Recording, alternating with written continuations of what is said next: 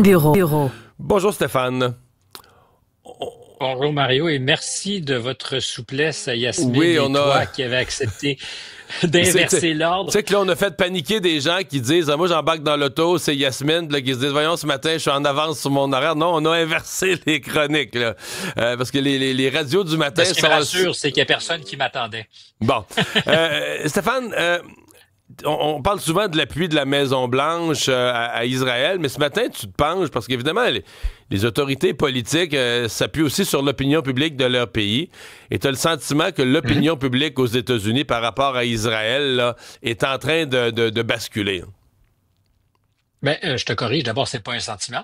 C'est documenté dans plusieurs sondages qui mesurent l'opinion depuis quelques semaines, quelques mois. C'est pas le premier. Il y en a eu un cette semaine, Siena, dans le New York Times, qui est très révélateur et intéressant. Mais c'est vrai qu'une guerre, ça ne se livre pas qu'avec les armes et sur le terrain. La propagande fait partie des outils de guerre, l'information, la guerre de l'information. Et c'est là où on peut se poser des questions sur l'efficacité d'Israël qui, en toute chose, je le répète souvent, est extraordinairement puissant, capable d'accumuler les victoires tactiques, et aussi sur la guerre de l'opinion a souvent été très, très, très, très efficace. Et historiquement, depuis une cinquantaine d'années, Israël et les États-Unis ont toujours été à peu près alignés. Il faut voir que ça n'a pas toujours été le cas non plus. L'administration du président Truman, à la naissance, elle, je parlerai pas d'antisémitisme, mais il y avait de réels doutes. C'était pas particulièrement sympathique. Euh, Richard Nixon, qui avait un secrétaire d'État, Henry Kissinger, qui avait une opinion certainement différente de la sienne, était, disait-on, à la frange par moment de l'antisémitisme, avait des doutes, mais il y a des guerres qui vont marquer l'histoire pour les États-Unis, la guerre des 6 jours en particulier, où il est président, et qui vont finir de solidifier les liens entre Israël et les États-Unis. Et c'est vrai, certainement depuis cette époque, sans jamais qu'il y ait de doute dans cette relation, dans cet axe de collaboration économique, militaire et aussi philosophique. Israël, c'est une démocratie dans un univers où il y a eu beaucoup dans l'histoire des autocraties, des régimes autoritaires, et les États-Unis ont toujours été fidèlement à côté. Ce qu'on constate, c'est que l'opinion aux États-Unis a évolué beaucoup. Alors, il y a eu des moments, au moment de la guerre contre le Liban en 82, l'opinion américaine qui a dit un instant, est-ce que vous êtes en train d'aller trop loin pendant les intifadas aussi? Et j'étais dans ce studio, je te parle de chez moi à Contact à Paris, avec en face de moi un des géopolitologues les plus avisés, Frédéric Ancel, qui me disait il faut faire attention, peut-être que ce n'est que temporaire ce déplacement de l'opinion américaine.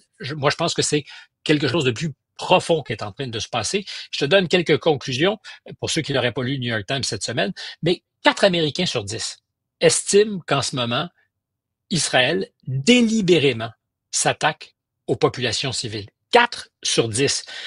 En 2023, au moment où l'opération du Hamas est lancée, 47% des Américains étaient favorables à Israël, 20% à la cause palestinienne, disons ça comme ça. Aujourd'hui, c'est 35% de l'opinion qui est favorable aux Palestiniens, 34% pour Israël. 6 Américains sur 10 disent il faut faire stopper la guerre, même si Israël ne récupère pas ses otages. C'est substantiel. Et chez les moins de 30 ans, beaucoup plus présents sur les réseaux sociaux, c'est 7 jeunes sur 10 de moins de 30 ans qui estiment que Israël est en défaut en ce moment et que la cause palestinienne a un autre impact et un autre écho. D'ailleurs, dans l'actualité, tu as la flottille qui se rendait ou qui essayait de percer le blocus et de se rendre.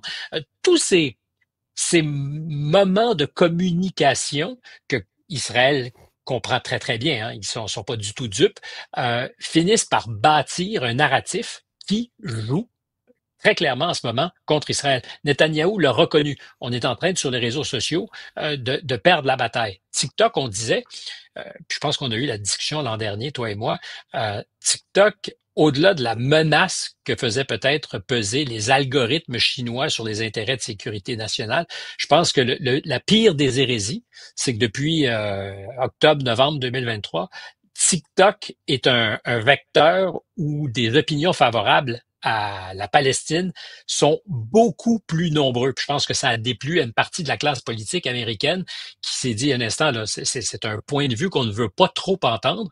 Et je pense que ça a participé beaucoup de l'enthousiasme au début de l'année, des démocrates et des républicains, de fermer le robinet. Or, c'est pas juste sur TikTok, c'est sur X aussi, sur plein de plateformes, où on voit que très habilement, les Palestiniens font valoir leurs intérêts. C'est une forme de guerre et de propagande aussi. Hein. Et ce à quoi s'attaque souvent l'armée israélienne à Gaza, c'est quoi? C'est les tours de retransmission. C'est tout ce qui permet de faire sortir des images de Gaza parce que la guerre, elle se livre sur le terrain, puis elle se livre à l'étranger où on voit les images. Puis je termine mon pitch.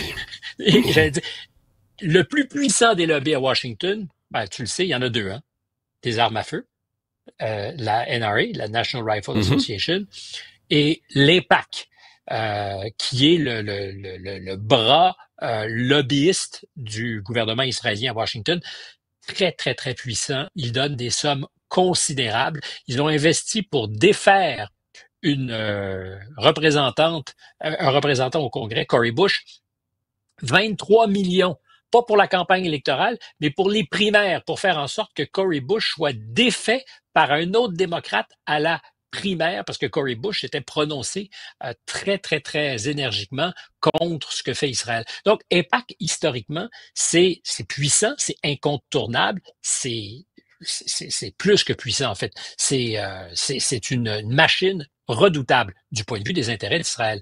Et aujourd'hui, une majorité d'élus à la Chambre des représentants refuse, je dis bien une majorité sous réserve, mais je pense que on est arrivé là, une majorité d'élus démocrates refuse de prendre l'argent d'AIPAC parce que refuse de prendre l'argent.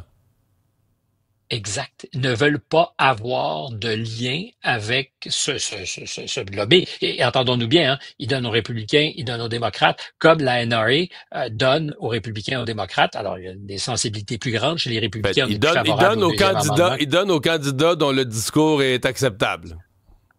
Exact. Et là, aujourd'hui, c'est en amont, donc avant toute chose, des acteurs politiques qui disent on ne peut plus prendre le risque auprès de nos électeurs d'être associés au lobby israélien à Washington. Alors peut-être que les choses changeront dans 6 mois, dans 1 an. Il y aura un changement de gouvernement inévitablement, mais c'est majeur dans la carte politique américaine.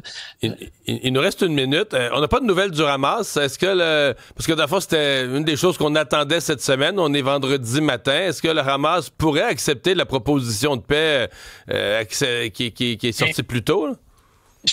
Je te dirais d'abord qu'il est 13 heures ici, oui. enfin midi 45 en Europe. Donc, en Israël, on est l'après-midi. Oui. Exact. Déjà, Donald Trump a souvent donné des ultimatums au Hamas et même aux Russes en disant a parlé de ça se joue dans 3-4 jours. Ça se joue dans la semaine. Ça, c'était mardi. Donc, t'es pile poil, là. Ça devrait être aujourd'hui. Je pense qu'il y a une pression colossale qui s'exerce sur l'organisation. La question est de savoir qui dans l'organisation. Qui reste-t-il du leadership? Quelle autorité ils ont sur les troupes? Parce que ça, c'est une bonne question. Il y a plus une telle chose à Gaza qu'un centre des congrès où le Hamas réunit ses... Non, mais qui décide comment? Tu sais, c'est des gens cachés dans des tunnels souterrains, plus ou moins dans des cellules divisées. C'est quoi le leadership du Hamas capable de prendre une position? Tu n'imagines pas le patron du Hamas arriver à la tribune avec la musique de Rocky pour dire on va retourner au front. Ouais. Non, t'as raison, il n'y a pas de congrès.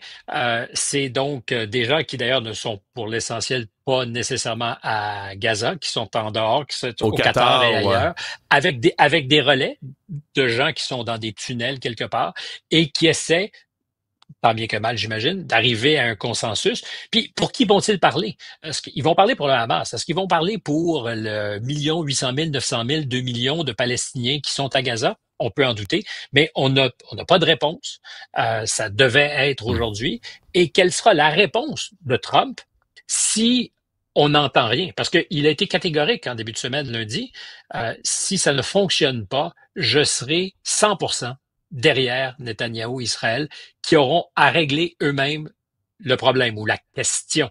Et M. Netanyahou de dire, si c'est pas the easy way, it's gonna be the hard way. Et on sait que the hard way, politiquement, particulièrement sur son extrême droite, c'est très payant. Pour lui, Et ouais. je ne pense pas de toute façon qu'il table, lui, sur une négociation fructueuse. On en saura plus au cours des prochaines heures. C'est une façon banale de terminer, mais pas de réponse. Ouais. Pour l'instant, pas de fumée blanche. Parce que contrairement à Ou Trump... s'il y a de la fumée, malheureusement... Ouais, contrairement à Trump, J'allais dire, si la fumée, c'est pas la bonne. Ouais, c'est pas la bonne. Contrairement à Trump, je pense pas que Netanyahou lui rêve du prix Nobel de la paix. Là. Je pense qu'il est rendu pas mal ailleurs. Là. Fait que c'est la guerre. Je te répondrai 100%, Mario. Il ne rêve pas ouais. du prix Nobel.